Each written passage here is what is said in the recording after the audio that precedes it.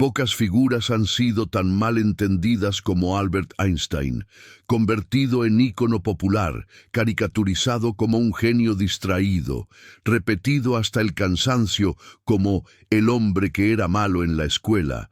Su verdadera historia es mucho más inquietante, humana y profunda de lo que suele contarse. Esta no es la historia de un prodigio perfecto, es la historia de un niño silencioso que hablaba tarde, de un joven que fue rechazado por el sistema académico, de un científico que revolucionó el concepto mismo del tiempo y el espacio mientras su vida personal se desmoronaba lentamente.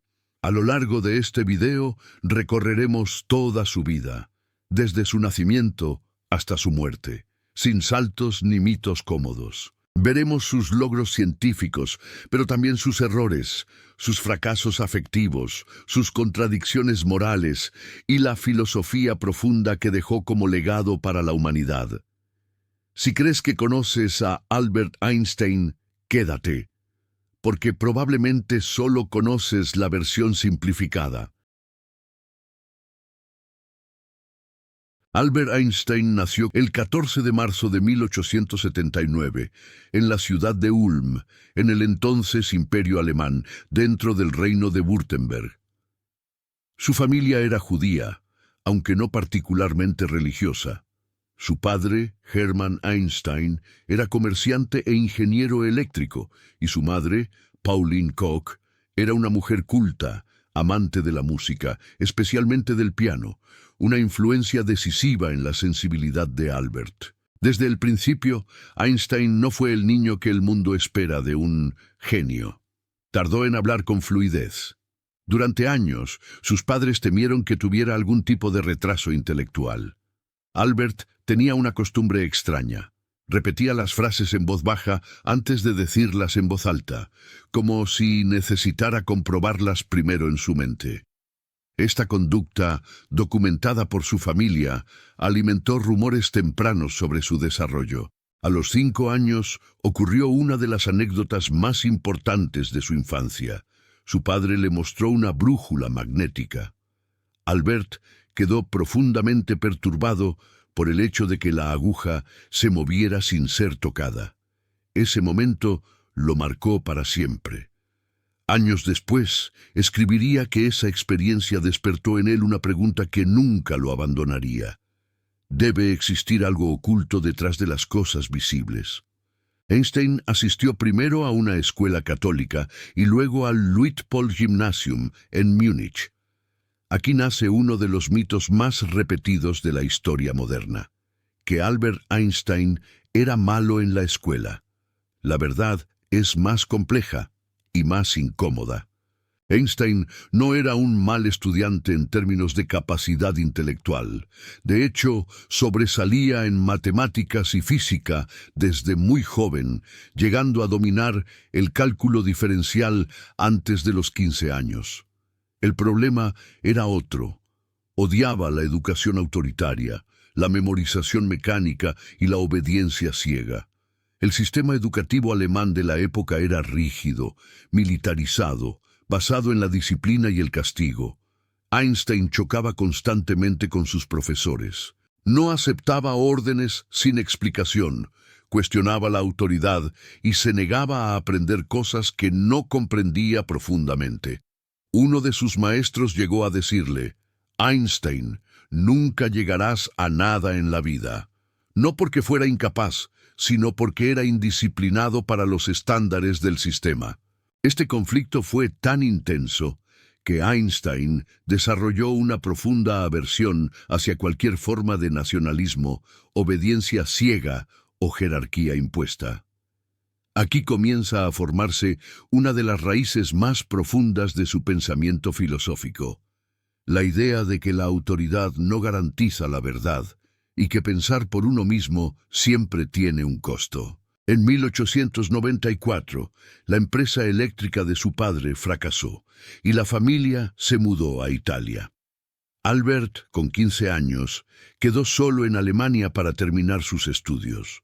Poco después, abandonó la escuela sin graduarse, una decisión escandalosa para la época. Renunció también a su ciudadanía alemana, quedando apátrida durante varios años, otro dato poco mencionado pero crucial para entender su relación con el mundo. A los 16 años intentó ingresar al Instituto Politécnico Federal de Zúrich. Falló el examen de ingreso no por matemáticas o física, donde brilló, sino por materias generales como literatura y biología. Lejos de rendirse, siguió un camino alternativo, completando sus estudios secundarios en Suiza, en un entorno educativo mucho más libre. Este periodo marca algo esencial. Einstein no avanzó gracias al sistema, sino a pesar del sistema. En 1896, Albert Einstein ingresó finalmente al Instituto Politécnico Federal de Zúrich, una de las instituciones científicas más prestigiosas de Europa. Tenía 17 años y, aunque por fin estaba en el entorno académico que deseaba, no encajó del todo. Einstein no era un estudiante ejemplar en el sentido tradicional. Faltaba a clases, evitaba los laboratorios obligatorios y prefería estudiar por su cuenta los textos originales de física teórica. Confiaba más en su pensamiento independiente que en los programas oficiales. Esta actitud le trajo consecuencias. Se ganó la antipatía de varios profesores, quienes lo consideraban arrogante y poco cooperativo. Paradójicamente, uno de los factores que le permitió sobrevivir académicamente fue una compañera, Mileva Marić, una brillante estudiante serbia, una de las pocas mujeres en el instituto. Mileva tomaba apuntes meticulosos y compartía con Einstein largas discusiones sobre física y matemáticas.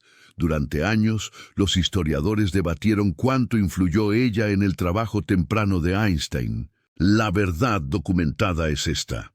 Mileva fue una interlocutora intelectual importante, pero no existe evidencia sólida de que haya coescrito sus teorías fundamentales. Aún así, su presencia fue crucial en una etapa de extrema fragilidad emocional e intelectual. En 1900, Einstein se graduó, y aquí comienza una de las etapas más humillantes de su vida. A pesar de su talento, no consiguió ningún puesto académico. Sus profesores no lo recomendaron. Algunos directamente se negaron a escribir cartas de apoyo. Einstein quedó fuera del mundo universitario, sin trabajo estable, dependiendo de pequeños empleos ocasionales y de la ayuda de amigos. Durante este tiempo vivió en condiciones precarias, dando clases particulares mal pagadas, escribiendo artículos que nadie le pedía y enfrentando una sensación persistente de fracaso. Aquí surge una anécdota poco conocida. Einstein solía caminar durante horas, reflexionando obsesivamente sobre problemas de física, especialmente sobre la naturaleza del tiempo y la luz. Para él, pensar no era un acto ocasional, sino una forma de existir. En 1902, gracias a la recomendación de un amigo, consiguió un puesto inesperado, examinador técnico de tercera clase en la oficina de patentes de Berna, en Suiza. Este trabajo, aparentemente insignificante, fue uno de los golpes de suerte más grandes de la historia de la ciencia.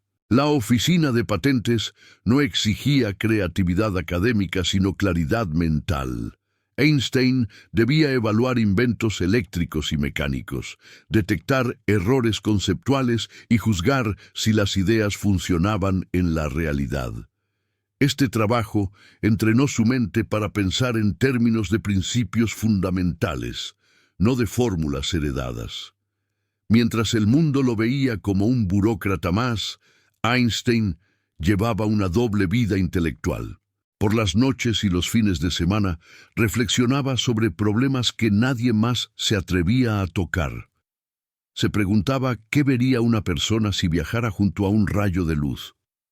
Cuestionaba la idea absoluta del tiempo, algo que Newton había establecido siglos antes como incuestionable. En 1903 se casó con Mileva Marić. La relación, lejos del romanticismo idealizado, estuvo marcada desde el inicio por dificultades económicas, tensiones intelectuales y una tragedia poco mencionada. Antes del matrimonio, Mileva dio a luz a una hija llamada Liesl. El destino de esa niña sigue siendo uno de los grandes misterios de la vida de Einstein. Las cartas sugieren que pudo haber sido dada en adopción o que murió de escarlatina. Einstein nunca volvió a verla. Este silencio lo acompañó toda su vida. En 1904 nació su primer hijo varón, Hans Albert Einstein. Aunque este hecho le dio cierta estabilidad emocional, la presión económica y el aislamiento intelectual continuaban.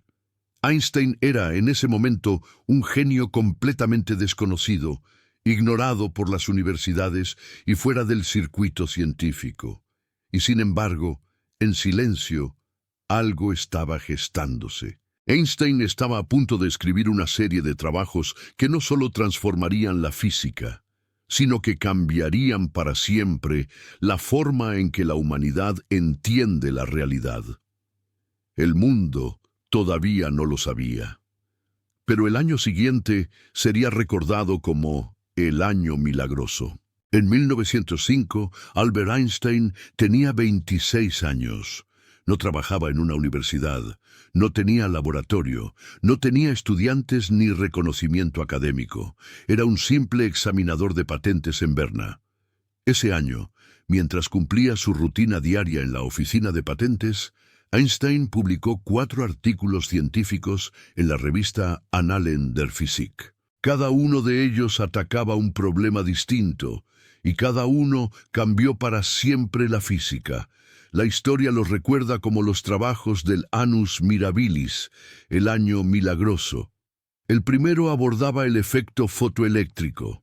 Einstein propuso que la luz no solo se comporta como una onda, sino también como un conjunto de paquetes discretos de energía, más tarde llamados fotones. Esta idea era tan radical que incluso Max Planck, uno de los padres de la física moderna, la recibió con escepticismo. Décadas después, este trabajo sería la base de tecnologías como las células solares, y le valdría a Einstein el Premio Nobel de Física, aunque no por la relatividad, sino por este descubrimiento. El segundo artículo explicó el movimiento browniano, demostrando de manera matemática la existencia real de los átomos, algo que todavía era debatido en la comunidad científica. Con este trabajo, Einstein cerró una discusión que llevaba siglos abierta y dio una prueba empírica del mundo microscópico. El tercero introdujo la teoría especial de la relatividad. Aquí Einstein rompió con una de las ideas más arraigadas de la historia, que el tiempo y el espacio son absolutos. Propuso que el tiempo depende del observador, que la simultaneidad no es universal y que la velocidad de la luz es constante para todos, sin importar el movimiento del observador. De esta teoría surgió una ecuación que se volvería icónica, donde la energía y la masa se revelaban como dos manifestaciones de una misma realidad. Esta idea, simple en apariencia, abriría décadas más tarde la puerta a la energía nuclear con consecuencias tanto creativas como destructivas. Lo extraordinario es que Einstein llegó a estas conclusiones sin experimentos, usando solo experimentos mentales. Imaginaba relojes en trenes en movimiento, rayos de luz perseguidos por observadores, cuerpos acelerándose en el vacío. Para Einstein, la imaginación no era un lujo, era una herramienta científica esencial. El cuarto artículo fue su tesis doctoral, centrada en determinar el tamaño de las moléculas, cerrando así un año que ningún científico ha vuelto a igualar en impacto individual. Al principio, el mundo científico no reaccionó con entusiasmo. Las ideas eran demasiado extrañas, demasiado disruptivas. Algunos físicos importantes tardaron años en aceptarlas. Einstein siguió trabajando en la oficina de patentes durante un tiempo, como si nada hubiera pasado. Pero lentamente su nombre comenzó a circular. En 1907, Einstein formuló lo que él mismo describiría como la idea más feliz de su vida, el principio de equivalencia. Se dio cuenta de que una persona en caída libre no siente su propio peso y que la gravedad y la aceleración podían ser, en cierto sentido, indistinguibles. Esta intuición sería el punto de partida de una teoría aún más ambiciosa. En 1909, finalmente, Einstein dejó la oficina de patentes. Consiguió su primer puesto académico como profesor en la Universidad de Zúrich. Por primera vez, el mundo académico comenzaba a abrirle la puerta. Sin embargo, el éxito intelectual no vino acompañado de equilibrio personal. Durante estos años, su relación con Mileva se deterioró. Einstein se volvió cada vez más absorbido por su trabajo, emocionalmente distante, y comenzó a mantener relaciones extramatrimoniales. La tensión entre su vida científica y su vida familiar se hizo evidente. El genio avanzaba, pero el hombre se fracturaba. Einstein ya no era invisible, pero el precio de su nueva identidad estaba empezando a manifestarse. Y lo más grande aún estaba por venir. A partir de 1909, la vida de Albert Einstein cambió de ritmo y de escala. Dejó atrás el anonimato y comenzó una carrera académica ascendente que lo llevaría por varias universidades europeas, primero Zúrich, luego Praga y finalmente Berlín.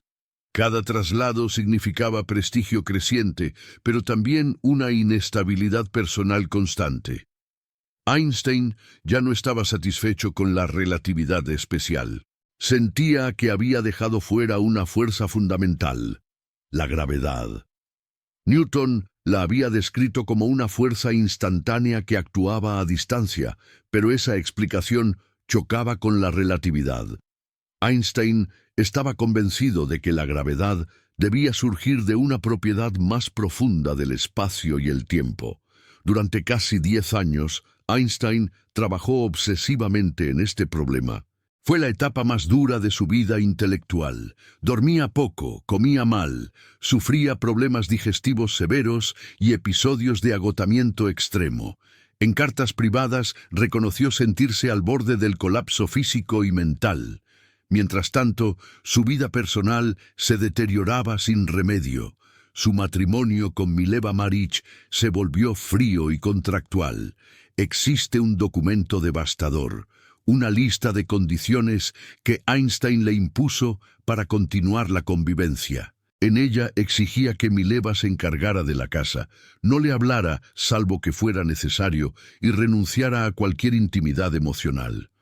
Este episodio muestra una faceta incómoda de Einstein, emocionalmente distante, egocéntrico y en muchos momentos cruel. En 1914, Mileva regresó a Zúrich con sus hijos. El divorcio se formalizó en 1919. Como compensación, Einstein prometió entregarle el dinero de cualquier premio importante que recibiera en el futuro. Ese premio llegaría, irónicamente, pocos años después. En 1915, tras una lucha intelectual casi sobrehumana, Einstein presentó la teoría general de la relatividad. Aquí la gravedad dejaba de ser una fuerza tradicional y pasaba a entenderse como la curvatura del espacio-tiempo producida por la masa y la energía. El universo ya no era un escenario pasivo, era una estructura flexible que se doblaba, se estiraba y respondía a lo que contenía. La teoría era matemáticamente compleja y conceptualmente revolucionaria. Durante años, solo un pequeño grupo de expertos la comprendió realmente. Einstein había ido más lejos que cualquier físico antes que él. En 1919 ocurrió el evento que lo transformó en una figura mundial. Durante un eclipse solar, una expedición liderada por Arthur Eddington confirmó una predicción clave de la relatividad general. La luz de las estrellas se curvaba al pasar cerca del Sol. La noticia dio la vuelta al mundo.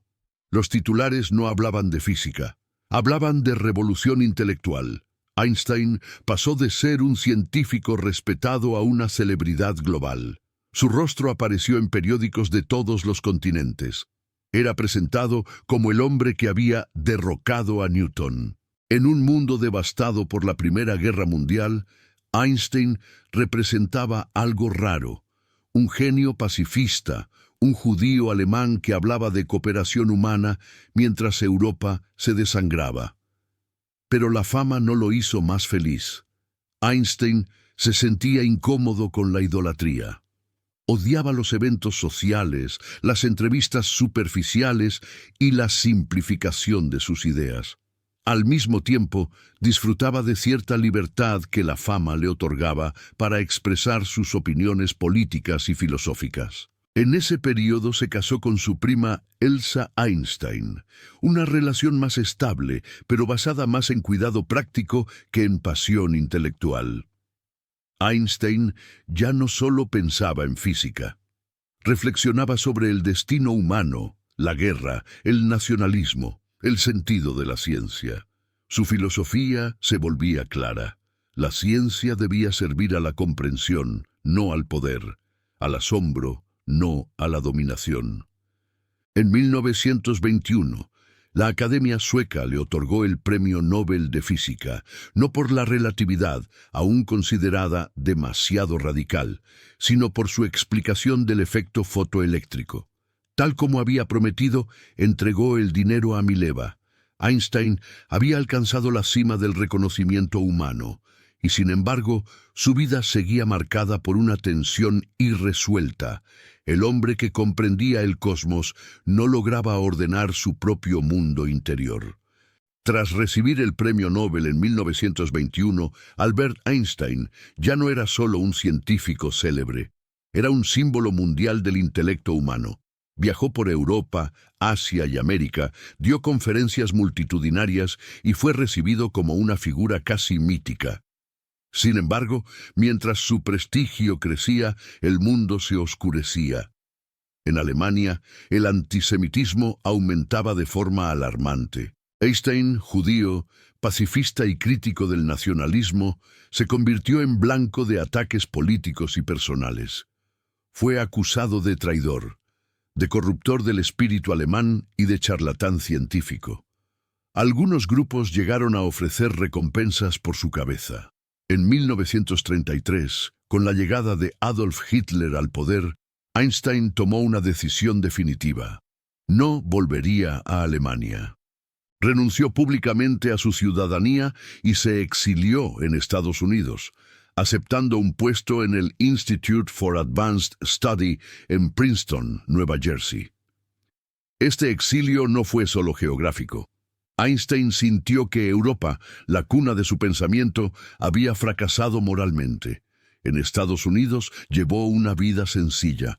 Vestía de manera descuidada, caminaba solo, tocaba el violín para relajarse y evitaba los círculos de poder. Su fama era enorme, pero él se resistía a convertirse en una autoridad incuestionable. Decía con frecuencia que la admiración ciega era peligrosa, incluso cuando se dirigía hacia él mismo. Durante estos años, ocurrió uno de los episodios más controvertidos de su vida. En 1939, Einstein firmó una carta dirigida al presidente Franklin Delano Roosevelt. En ella advertía que la Alemania nazi podría desarrollar armas basadas en la fisión nuclear y sugería que Estados Unidos investigara esa posibilidad. Esta carta contribuyó indirectamente al inicio del Proyecto Manhattan, que culminaría con la creación de la bomba atómica. Es crucial decir la verdad completa. Einstein no participó en el desarrollo de la bomba. No trabajó en Los Álamos.